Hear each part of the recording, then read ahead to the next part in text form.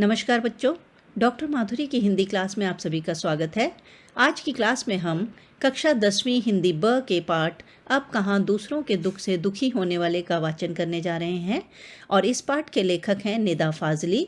इस वीडियो के अंतर्गत हम पाठ संबंधी कुछ बिंदुओं पर चर्चा करेंगे, जैसे हम लेखक परिचय के बारे में जानेंगे, समाज सुधारक, कुछ समाज सुधारक जिन्होंने समाज को बहुत अपना महत्वपूर्ण योगदान दिया, पाठ परिचय, कुछ महत्वपूर्ण बिंदु जिनके माध्यम से आप पाठ को बहुत आसानी से समझ पाएंगे और पाठ का वाचन व्याख्या सहित। तो चलिए आरंभ करते हैं अपना आज का वीडियो पाठ के वाचन के साथ। बच्चों, जैसा कि आज के पाठ का शीर्षक है अब कहाँ दूसरों के दुख से दुखी होने वाले, तो शीर्षक देखकर या पढ़कर हमें ऐसा लगता है कि कुछ ऐसे लोगों की चर्चा की जा रही है जिन्हें समाज से कोई मतलब नहीं है, जो स्वार्थ सिद्ध हो गए हैं, केवल अपने स्वार्थ को सिद्ध करने में लगे हुए हैं। लेकिन हमारा समाज, हमारा देश ऐसे समाज सेवी और समाज सुधारकों से भरा हुआ है जिन्होंने अपना पूरा जीवन समाज की सेवा में लगा दिया। तो ये कुछ पिक्चर्स आपको इस स्लाइड में दिख रही हैं, ये सारे हमारे समाज सुधारक रहे हैं जिन्होंने अपने जीवन में को अभावों में जीते हुए भी दूसरों के हित के लिए आजीवन कार्य किया। ये तस्वीर दिखाने का मेरा मकसद यही है कि जो पाठ हम पढ़ने जा रहे हैं उस पाठ में क्या दिया गया है और इन समाज सुधारकों ने समाज को क्या दिया है उसको आप आसानी से समझिएगा। और अब हम अपने पाठ की ओर बढ़ते हैं। लेखक परिचय। बच्चों, लेखक जो इसके मैंने जैसा बताया कि निदा फाजली हैं, तो हम जान लेते हैं कि लेखक निदा फाजली कौन हैं या उन्होंने किस प्रकार की रचनाएं लिखी। तो निदा फाजली का जन्म 12 अक्टूबर 1938 को दिल्ली में हुआ। आपका बचपन ग्वालियर में बीता। साठोत्तरी पीढ़ी के उर्दू कवियों में आपका महत्वपूर्ण स्थान है। साठोत्तरी पीढ़ी मतलब 60 के दशक में जो भी रचनाकार हुए, उन रचनाकारों में विशेषतः उर्दू कवियों में आपका महत्वपूर्ण स्थान रहा है। आपने बोलचाल की भाषा का प्रयोग करते हुए अपनी कविता को सहजता प्रदान की है। मूल रूप से आप कवि रहे, आपने कविताएं ज़्यादा लिखी और आपने अपनी गद्य रचनाओं में शेरो शायरी का प्रयोग करके गागर में सागर भरने का प्रयास किया है। गागर में सागर बच्चों कि कम शब्दों में बहुत कुछ कहने का प्रयास किया है। आपकी पहली कविता की पुस्तक लफ्ज़ों का पुल नाम से प्रकाशित हुई। शायरी की पुस्तक खोया हुआ सा कुछ के लिए वर्ष 1999 में आपको साहित्य अकादमी पुरस्कार से अलंकृत किया गया और आपकी आत्मकथा के 2 भाग दीवारों के बीच और दीवारों के पार शीर्षक से प्रकाशित हो चुके हैं। मानवतावादी विचारों से ओतप्रोत तथा मानसिक संकीर्णता से दूर रहने वाले इस लेखक का 8 फरवरी 2016 को निधन हो गया। मानसिक संकीर्णता का मतलब होता है बच्चों जिनकी सोच बहुत छोटी होती है, जो मानसिक रूप से संकीर्ण होते हैं। संकीर्ण मतलब बहुत छोटे विचार रखने वाले, निम्न विचार रखने वाले लोग। तो मानवतावादी विचारों से ओतप्रोत का अर्थ होता है पूरी तरह भरे हुए, यानी इनकी रचनाओं में जो भी हमें देखने को मिलेगा वो मानवतावादी विचार उनमें देखने को मिलेंगे, मनुष्यता के प्रति किए गए कार्य देखने को मिलेंगे। तो चलिए अब हम पाठ परिचय पर आ जाते हैं और पाठ परिचय है बच्चों। पाठ को आगे पढ़ने से पहले हम पाठ परिचय संक्षेप में जान लेते हैं कि इस पाठ में क्या बताया गया है। तो जैसा कि नाम है कि अब कहाँ दूसरों के दुख से दुखी होने वाले, इस पाठ के अंतर्गत लेखक ने मानव के संवेदनहीन होने का संकेत दिया है। संवेदनहीन का मतलब है जिसमें संवेदनाएं बिल्कुल खत्म हो चुकी हैं या जिसमें ह्यूमैनिटी, मानवीयता समाप्त हो चुकी है। पाठ में विभिन्न प्रसंगों के आधार पर निदा फाजली ने स्पष्ट किया है कि सभी को इस धरती पर रहने का पूरा अधिकार है। स्वार्थी प्रवृत्ति ने मानव को इतना अधिक लालची बना दिया है कि उसने अन्य जीवधारियों को इस धरती से बेदखल कर दिया है। तो अब वह मानव जाति की भी परवाह नहीं करता, दूसरों के दुख सुख से उसे कोई सरोकार नहीं। तो यही चीज़ अब हम अपने पाठ में पढ़ेंगे, लेकिन पाठ को पढ़ने से पहले हम जान लेते हैं पाठ में कुछ महत्वपूर्ण घटनाओं को, जिनके माध्यम से लेखक हमें बताना चाह रहा है संवेदनहीन और संवेदन सहित, जिनके अंदर संवेदना है, मानवीयता है, ऐसे लोगों के विषय में। तो चलिए अब हम जानते हैं उन कुछ महत्वपूर्ण बिंदुओं के विषय में। बच्चों, इस पाठ के अंतर्गत जो महत्वपूर्ण विषय हैं उनको मैं यहाँ पर मुख्य बिंदुओं के रूप में आपको समझा दूंगी ताकि आपको पाठ पूरी अच्छी तरह से याद हो सके। तो पहले हैं इसमें जो महत्वपूर्ण चरित्र जिनका वर्णन किया गया वो है बाइबल के सोलोमन। बाइबल के सोलोमन ईसा से 1025 वर्ष पूर्व एक बादशाह थे और बाइबल के सोलोमन जिनके कहा जाता था, जिन्हें कुरान में सुलेमान भी कहा जाता है, वे इंसानों के साथ साथ पशु पक्षियों की भाषा भी जानते थे। एक बार सुलेमान अपने दल बल के साथ एक रास्ते से गुजर रहे थे। तभी कुछ चींटियों ने घोड़ों की आवाज़ सुनी तो डर कर एक दूसरे से बोली, आप जल्दी से अपने बिल में चलो, फौज आ रही है।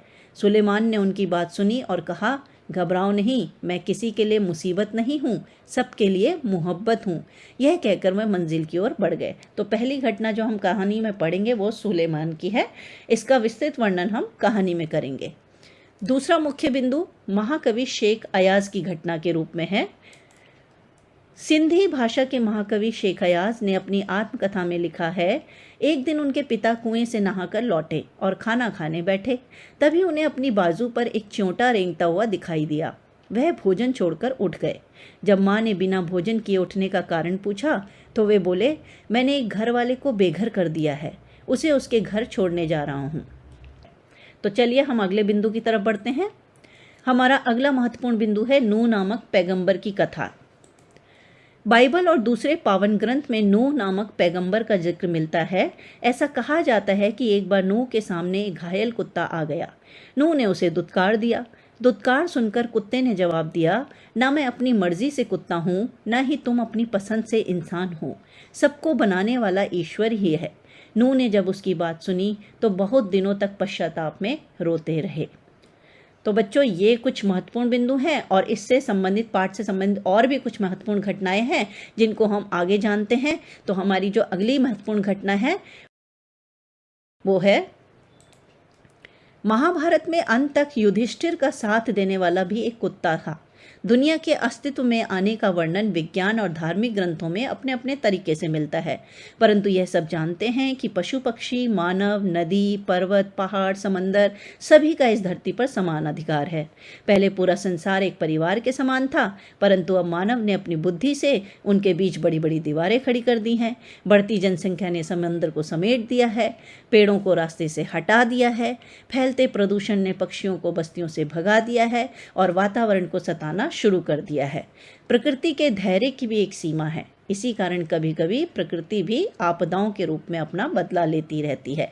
यानी आपदाओं का मतलब है कि जो हमारे ऊपर एक प्राकृतिक आपदाएं यानी मुसीबतें आती हैं, जैसे बाढ़ के रूप में, तूफान के रूप में, जलजले के रूप में, ये सारी प्राकृतिक आपदाएं कहलाती हैं। अगला महत्वपूर्ण बिंदु है लेखक की माँ। लेखक की माँ द्वारा दी गई सीख।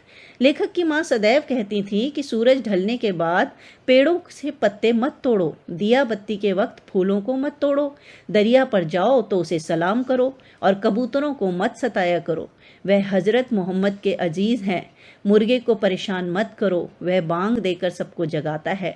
तो ये माँ की सीख थी। बच्चों, अगर एक प्रश्न बनता है कि लेखक की माँ द्वारा क्या सीख दी गई लेखक को, या पाठ में लेखक की माँ ने क्या सीख दी है, तो ये पूरा उस उत्तर के रूप में आ जाएगा। तो ये महत्वपूर्ण बिंदु जो हैं ये एक तरह से माइंड मैप हैं जो आपको पाठ को याद करने में मदद करेंगे। तो अगला हमारा महत्वपूर्ण बिंदु है ग्वालियर में लेखक का मकान था, जिसके रोशनदान में कबूतर के जोड़े ने अपना घोंसला बना रखा था। एक बार बिल्ली ने उसमें रखे अंडों में से एक अंडा तोड़ दिया। यह देखकर माँ दूसरे अंडे को बचाने का प्रयास करने लगी। तभी माँ के हाथों से वह अंडा भी गिरकर टूट गया।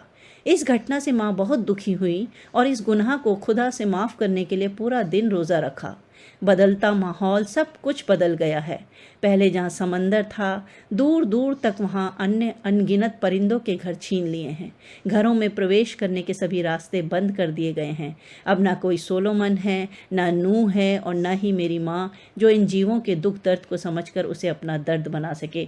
तो बच्चों, ये जो लास्ट हमने बिंदु बताया है, महत्वपूर्ण बिंदु बताया है, ये पूरे पाठ का सार है। तो बच्चों, ये हमने कुछ महत्वपूर्ण घटनाओं के माध्यम से पाठ को याद कराने का एक प्रयास किया है और मैं उम्मीद करती हूँ कि ये आपके लिए बहुत काम आएंगे ये वाले जो मैंने बिंदु बताए हैं, जो महत्वपूर्ण घटनाएं बताई हैं, ये अगर आप ध्यान से पढ़ लेंगे तो आपको पूरा पाठ आसानी से समझ आ जाएगा और पूरा पाठ याद भी हो जाएगा। तो चलिए अब हम आगे बढ़ते हैं। अब हम महत्वपूर्ण बिंदु हैं कुछ, इसके माध्यम से भी आप अपने पाठ को आसानी से याद कर सकते हैं। जैसे बाइबल के सोलोमन महाकवि शेखायाज, नूह नामक पैगंबर और माँ के उदाहरण के माध्यम से लेखक ने मनुष्यता को जगाने का प्रयत्न किया है। दूसरा महत्वपूर्ण बिंदु है जीव जंतुओं के प्रति दया भाव रखने एवं उनकी देखभाल करने के लिए प्रेरित किया है। बच्चों, ये जो महत्वपूर्ण बिंदु हैं, ये एक तरह से पाठ के संदेश को हम बता रहे हैं कि इस पाठ में लेखक वास्तव में कहना क्या चाह रहा है और किसके माध्यम से। तो ये आपके लिए बहुत ही महत्वपूर्ण है, इसको भी ध्यान से सुनिए। मनुष्य की स्वार्थी प्रवृत्ति की वजह से अपना अस्तित्व खोती प्रकृति एवं दूषित होते पर्यावरण की ओर संकेत किया गया है।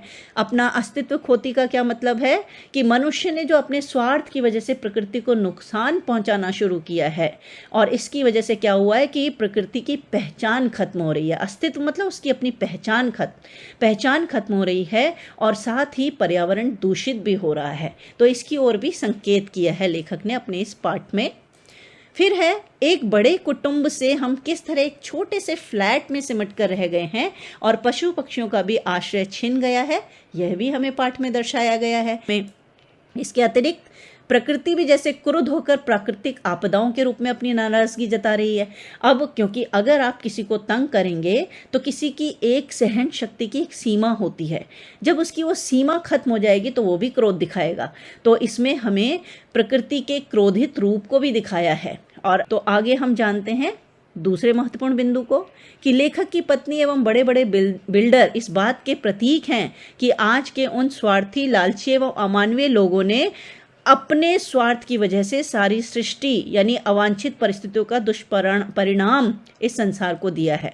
मतलब जो बड़े बड़े बिल्डर हैं, जो जगह जगह ज़मीन हथिया कर अपनी इमारतें तैयार कर रहे हैं, उससे अपना लाभ कमा रहे हैं, और इधर लेखक की पत्नी का प्रसंग आप पाठ में पढ़ेंगे, तो उनकी वजह से, उनके लालच की वजह से आज पूरा संसार जो है प्रकृति के आपदाओं को, दुष्परिणामों को भुगत रहा है।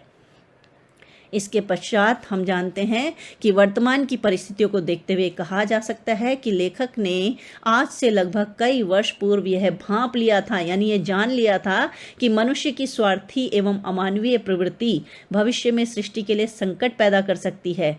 यह लेखक की दूरदर्शिता है। दूरदर्शिता मतलब कि दूर की सोचने वाला, दूर की देख लेने वाला। तो लेखक ने भी जैसे ये पहले ही भांप लिया था कि हमारे समाज में, हमारे देश में इस तरह की परिस्थिति आने वाली है, तो उन्होंने पाठ के रूप में उसको प्रस्तुत कर दिया। इसके पश्चात पाठ में दिए गए संकेतों को अलार्म मानकर मनुष्य को अपने स्वभाव एवं व्यवहार को बदलना होगा। जी हाँ, इस पाठ में जो भी घटनाएं दी हैं, जो कुछ भी दिखाया गया है, तो उसको अलार्म, अपने लिए एक तरह से अलार्म मान लेना चाहिए, चेतावनी मान लेनी चाहिए कि हाँ अब हमें संभलना होगा, नहीं तो फिर हमें दुष्परिणाम भुगतने होंगे। तो बच्चों, ये कुछ महत्वपूर्ण बिंदु हैं जो आपको पूरे पाठ को समझने में बहुत सहायक होंगे।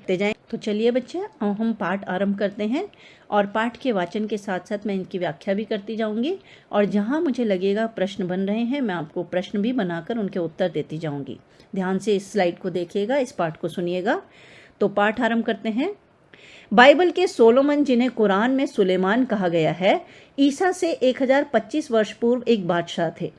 कहा गया है वह केवल मानव जाति के ही राजा नहीं थे, सारे छोटे बड़े पशु पक्षी के भी हाकिम थे। वह इन सब की भाषा भी जानते थे। एक दफा सुलेमान अपने लश्कर के साथ एक रास्ते से गुजर रहे थे। रास्ते में कुछ चींटियों ने घोड़ों की टापों की आवाज सुनी तो डर कर एक दूसरे से कहा, आप जल्दी से अपने अपने बिलों में चलो, फौज आ रही है। सुलेमान उनकी बातें सुनकर थोड़ी दूर पर रुक गए और चींटियों से बोले, घबराओ नहीं, सुलेमान को खुदा ने सबका रखवाला बनाया है। मैं किसी के लिए मुसीबत नहीं हूँ, सबके लिए मोहब्बत हूँ। चींटियों ने उनके लिए ईश्वर से दुआ की और सुलेमान अपनी मंजिल की ओर बढ़ गए। तो बच्चों, ये पहली घटना है जो हमें यह बताती है कि ऐसे राजा भी हुआ करते थे जो छोटी सी चींटी का भी ख्याल रखते थे। तो इसमें बाइबल के सोलोमन की बात की गई है, जिन्हें कुरान में सुलेमान भी कहा जाता है। तो इसमें प्रश्न ये बन सकता है कि बाइबल में सोलोमान कहे जाने वाले को कुरान में क्या कहा जाता है? तो इसका उत्तर होगा बाइबल के सोलोमान को कुरान में सुलेमान कहा जाता है। और फिर इसमें यह बताया है कि सुलेमान किस तरह से पशु पक्षियों की भाषा जानते थे और इसके साथ ही उनके मन में सबके प्रति कितनी दया भाव थी। तो इसमें और प्रश्न जो बन सकते हैं वो ये बन सकते हैं कि सुलेमान केवल मानव जाति के ही राजा नहीं थे, बल्कि और किस किस के राजा थे? कि वो सारे छोटे बड़े पशु पक्षी के भी हाकिम मतलब राजा बादशाह थे, और वे इन सब की भाषा भी जानते थे।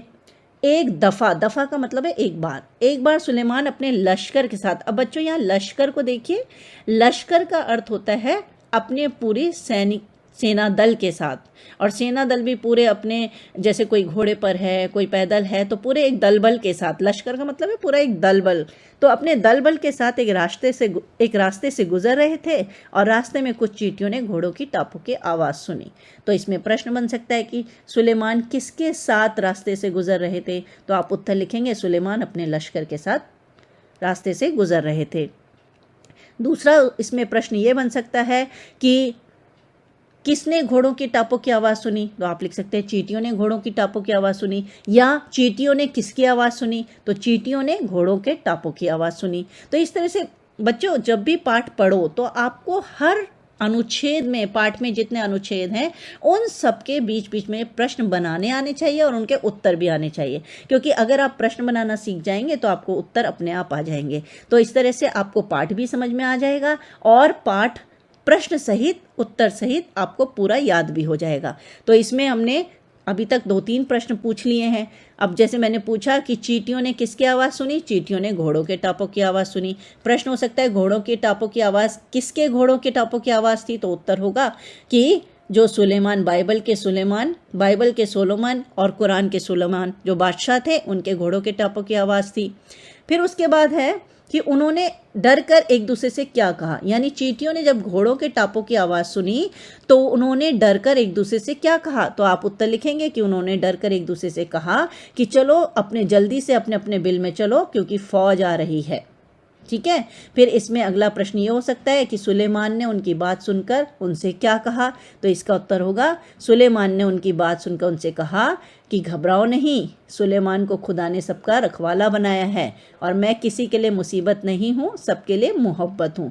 बच्चों एक बात का ध्यान रखना कि जब भी आप किसी के कहे हुए कथन को लिखते हैं तो उसको हमेशा इन्वर्टेड कॉमास में लिखेंगे, ठीक है, क्योंकि वो किसी का कथन है। लेकिन अगर आप उस कथन को अपने शब्दों में लिखते हैं तो फिर आप उसको एक साधारण वाक्य की तरह लिख सकते हैं। तो इस चीज़ का ध्यान रखिए। अगर आप सुलेमान ने जो चींटियों से कहा उस बात को एज इट इज़ लिखना चाहते हैं जैसा कि किताब में दिया गया है, तो आपको वो सिंगल इन्वर्टेड कॉमा या inverted comma, double inverted comma जो होता है उसमें डालकर लिखना होगा। और अगर आप उसको अपने शब्दों में लिख लेते हैं तो फिर आप उसको लिखेंगे कि सुलेमान ने उनको ना घबराने की बात कही और साथ ही ये कहा कि मैं तुम्हारे लिए मुसीबत नहीं हूँ। तो इस तरह से आप अपने शब्दावली में भी उत्तर लिख सकते हैं। इसके बाद फिर सुलेमान अपनी मंजिल की ओर बढ़ गए।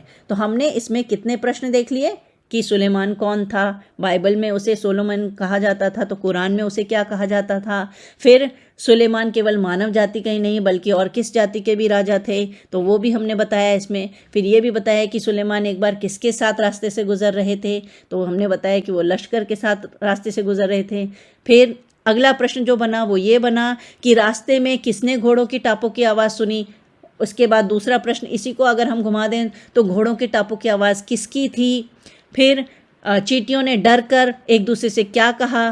फिर सुलेमान ने उनकी बात सुनकर उनसे क्या कहा। तो इस तरह से एक पैराग्राफ में हमने कम से कम 6-7 प्रश्नों को जान लिया। तो उम्मीद करती हूँ कि ये पैराग्राफ बहुत अच्छे से आपको समझ में आ गया होगा। चलिए अब हम आगे बढ़ते हैं। ऐसी एक घटना का जिक्र सिंधी भाषा के महाकवि शेख अयाज ने अपनी आत्मकथा में किया है। आत्मकथा बच्चों एक विधा होती है साहित्य की जिसमें लिखने वाला अपने बारे में सब लिखता है।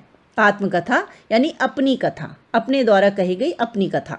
तो आत्मकथा में किया है, उन्होंने लिखा है, एक दिन उनके पिता कुएं से नहाकर लौटे। माँ ने भोजन परोसा। उन्होंने जैसे ही रोटी का कौर तोड़ा, कौर मतलब बाइट, एक टुकड़ा तोड़ा, उनकी नज़र अपनी बाजू पर पड़ी। वहाँ एक काला चौंटा रेंग रहा था।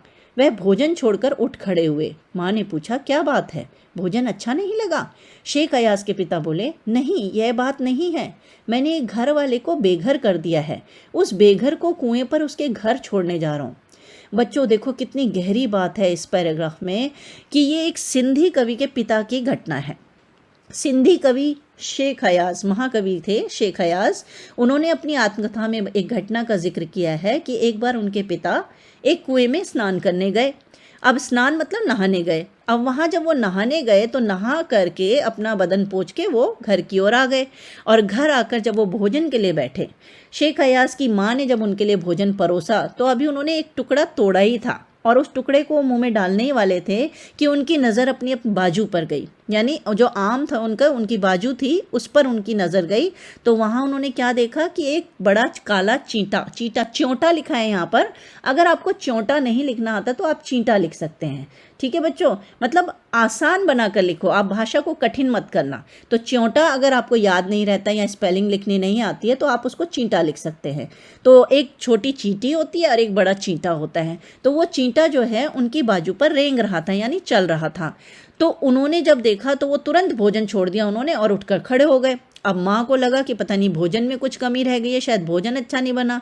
तो उन्होंने उनसे पूछा कि क्या बात है, भोजन अच्छा नहीं है क्या? तो उन्होंने कहा ऐसी कोई बात नहीं है और बिना बताए वो वहाँ से उठकर चले गए। बाद में जब थोड़ी देर बाद वो लौटे तब पता चला कि उन्होंने कहा कि वो गलती से एक जो घर वाला था यानी चीटा था उसको उन्होंने गलती से बेघर कर दिया था, यानी उसके घर वालों से अलग कर दिया था। अब गलती बच्चों आप बताओ, क्या शेख अयाज के पिता की गलती थी कि वो अपनी बाजू पर चींटा ले आए? वो उनकी गलती नहीं थी, वो जो था भूल चूक थी एक तरह से, जैसे अपने आप ही गलती से वो चींटा उनकी बाजू पर आ गया था। लेकिन क्योंकि शेख अयाज के पिता के मन में हर जीव के प्रति दया भाव थी तो उन्हें वो भोजन तब तक नहीं अच्छा लगता जब तक वो उसको उसके घर नहीं छोड़ाते। तो यही सोचकर वो भोजन छोड़कर उस चींटे को उस कुएं पर वापस लौटाने गए ताकि उन्हें ये मन में इस तरह का पश्चाताप ना रहे कि उन्होंने किसी घर वाले को उसके घर वालों से बेघर कर दिया। तो बच्चों ये समझने वाली बात है कि कैसे एक तरफ राजा सुलेमान की बात बताई और दूसरी तरफ शेख अयाज के पिता की बात बताई कि कैसे ये दो व्यक्ति थे जिनके मन में छोटे छोटे जीवों के प्रति कितनी दया भाव थी। तो ये पाठ के आरंभ है जिसमें ये बताया जा रहा है कि हमारे समाज में, हमारे देश में ऐसे लोग भी हुआ करते थे। तो इसमें जो प्रश्न बनता है वो यह है कि ये किस महाकवि की घटना का यहाँ जिक्र है, किस महाकवि ने अपनी आत्मकथा में घटना का जिक्र किया है? तो महाकवि वो है शेख अयाज। अच्छा, वो किस भाषा के महाकवि थे? सिंधी भाषा के। महाकवि शेख अयाज के पिता के यहाँ क्या घटना है? तो आप बताएंगे कि जिस तरह से वे कुएं में स्नान करने गए और कैसे एक चींटा उनके ऊपर आ गया, वो पूरी घटना का वर्णन करेंगे। फिर दूसरा इसमें प्रश्न ये भी बन सकता है कि वो महाकवि शेख अयाज के पिता भोजन छोड़कर कहाँ गए? तो आप उत्तर देंगे भोजन छोड़कर कुएं की तरफ गए। अच्छा, वो कुएं की तरफ क्यों गए? तो कुएं की तरफ वो चींटे को उसके घर छोड़ने गए। उसके घर छोड़ने क्यों गए? उन्हें ऐसा क्यों लगा कि उसे उसके घर छोड़ना चाहिए? तो उसका उत्तर लिखोगे, उन्हें ऐसा लगा कि वह गलती से उस चींटे को अपने साथ ले आए हैं जिसकी वजह से अपने घर वालों से बेघर हो गया है। तो उनके मन में उस चीज़ का दुख था, उस दुख से मुक्ति पाने के लिए वो उसको उसके घर छोड़ने गए। तो बच्चों ये एक दूसरा पैराग्राफ हमने पढ़ा जिसमें हमने वही प्रश्न जाने और उनके उत्तर जाने। तो इसी तरह से आप भी जब पाठ को पढ़ो तो उसके प्रश्न उत्तर, उसमें से जितने भी प्रश्न बनते हैं उनके उत्तरों को खोजने की कोशिश कीजिए, चाहे आप लिख कर कीजिए उसकी अभ्यास या फिर आप अपने आप में बोल कर कीजिए। तो उम्मीद करती हूँ ये अनुच्छेद भी समझ में आ गया होगा। यानी अभी तक हम दो घटनाओं को जान चुके हैं, एक हम राजा सुलेमान की और दूसरी हम शेख अयाज के पिता की। अब हम आगे बढ़ते हैं। बाइबल और दूसरे पावन ग्रंथों में नूह नाम के एक पैगंबर का जिक्र मिलता है। उनका असली नाम लश्कर था। अब बच्चों एक शब्द पहले लश्कर आया था, दूसरा ये लश्कर है। दोनों के उच्चारण में अंतर है, दोनों की मात्राओं में अंतर है। वहां था लश्कर यानी उस श में आधा श था, वो यहाँ है लश्कर यानी श यहाँ पूरा है। तो दोनों में अंतर ये है कि जो लश्कर था वहाँ पर उसका अर्थ था पूरे सेना दल बल, और यहाँ लश्कर जो है ये उनका असली नाम लश्कर था। तो ये नाम के अर्थ में लिया गया है जो एक तरह के दूत थे, जिसे कहते हैं संदेश वाहक थे, तो उनके बारे में यहाँ बात की गई है। पैगंबर का अर्थ होता है जो एक संदेश वाहक हो या अल्लाह का भेजा हुआ बंदा। तो यहाँ पर लश्कर जो है उनका नाम है। तो लश्कर था। आप यहाँ पर स्पेलिंग का ध्यान रखिएगा, वर्तनी का ध्यान रखिएगा कि दोनों की वर्तनी अलग अलग है। तो जब भी आप उत्तर लिखें, पैगंबर की बात आए तो आप लश्कर लिखेंगे, और जहाँ सुलेमान की बात आएगी तो वहाँ लश्कर लिखेंगे। तो बाइबल और दूसरे पावन ग्रंथों में नूह नाम के एक पैगंबर का जिक्र मिलता है, यानी एक पैगंबर जिसका नाम नूह था, उनका वर्णन मिलता है। उनका असली नाम लश्कर था। तो पैगंबर का असली नाम क्या था? लश्कर। लेकिन अरब ने उनको नूह के लक़ब से याद किया। लक़ब का अर्थ है नाम से, कि अरबवासी जो थे उन्होंने उनको नूह के नाम से याद किया। उनके वास्तविक नाम लश्कर के नाम से नहीं याद किया, बल्कि उन्हें नूह के नाम से याद किया। वह इसलिए कि आप सारी उम्र रोते रहे। अब क्यों रोते रहे? इसका कारण एक जख्मी कुत्ता था। नूह के सामने से एक बार एक घायल कुत्ता गुजरा। नूह ने उसे दुत्कारते हुए कहा, दूर हो जा गंदे कुत्ते। इस्लाम में कुत्तों को गंदा समझा जाता है। कुत्ते ने उनकी दुत्कार सुनकर जवाब दिया, ना मैं अपनी मर्जी से कुत्ता हूँ, ना तुम अपनी पसंद से इंसान हो। बनाने वाला सबका तो वही एक है। तो बच्चों, यहाँ पर भी हमें यह सीखने को मिलता है कि हमें कभी भी किसी का भी अपमान नहीं करना चाहिए, चाहे वो छोटा सा जीव हो या फिर कोई बहुत बड़ा ताकतवर इंसान हो या प्राणी हो। तो यहाँ पर जो नूह की कहानी है, पैगंबर नूह की कहानी है, वो यह है कि नूह जो है पैगंबर थे एक, यानी ईश्वर के भेजे हुए दूत थे, और उनका वास्तविक नाम लश्कर था। लेकिन जो अरब के लोग थे वो उनको नूह के नाम से ही जानते थे। क्यों? क्योंकि एक बार जब वो बैठे थे तो उनके सामने एक घायल कुत्ता आया, जख्मी कुत्ता आया, उसके काफ़ी चोट लगी हुई थी, घायल था। तो उसको देखकर जो नूह थे उन्होंने बड़ी घृणा से उससे कहा कि चल दूर हो जा, तू गंदा कुत्ता है, तेरे चोट लगी है, तू घायल है, तू दूर हो जा।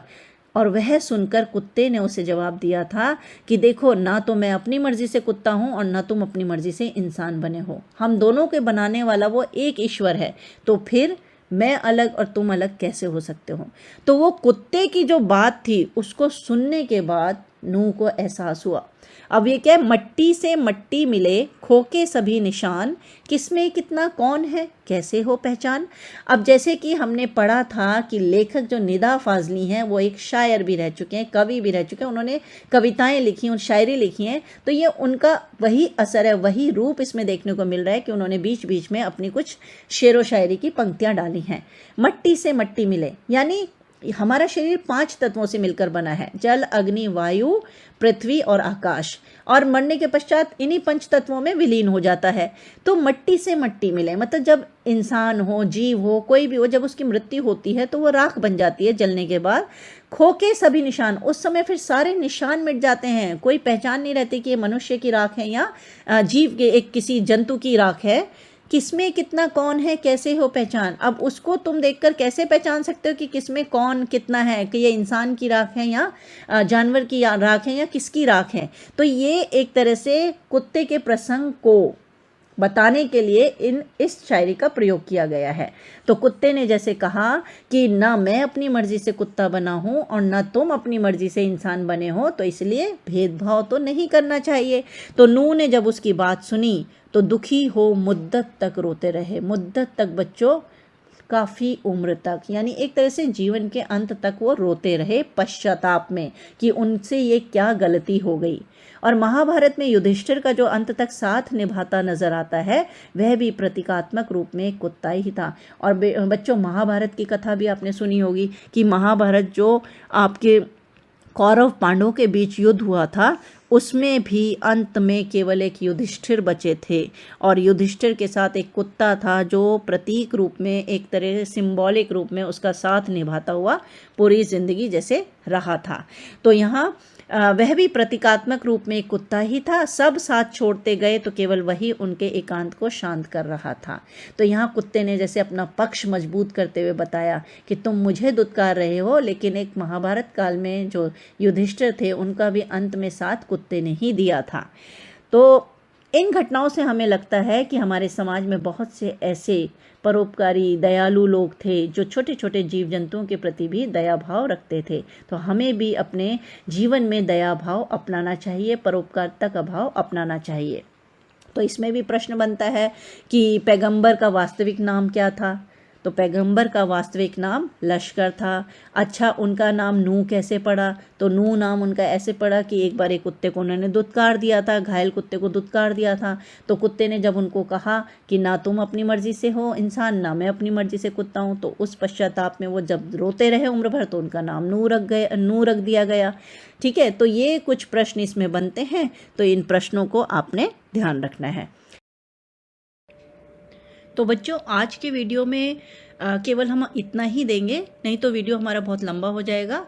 बाकी पाठ को हम अपने भाग 2 के वीडियो में जानेंगे और उसको वाचन करेंगे और उससे संबंधित व्याख्या और उसके प्रश्नोत्तर पर चर्चा करेंगे।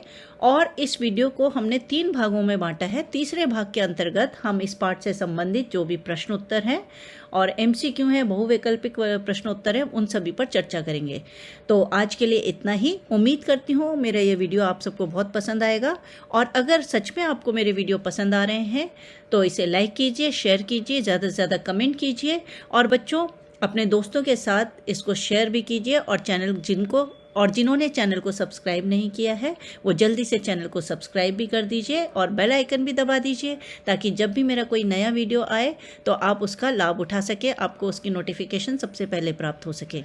तो बस खुश रहिए और प्रसन्न रहिए, स्वस्थ रहिए, स्वयं को भी खुश रखिए, औरों को भी खुश रखिए, और हाँ, इसी तरह परिश्रम करते रहिए, क्योंकि जैसा कि मैं हर बार कहती हूँ, करत करत अभ्यास के जड़मति होत सुजान, रसरी आवत जाते सिल पर परत निशान। और मेहनत ही सफलता की कुंजी है, तो इसलिए मेहनत करते रहिए और सफलता प्राप्त करते रहिए। तो मिलते हैं हम जल्द ही अपने नेक्स्ट वीडियो के साथ और इसके भाग 2 के साथ। तो तब तक बच्चों खुश रहिए और स्वस्थ रहिए।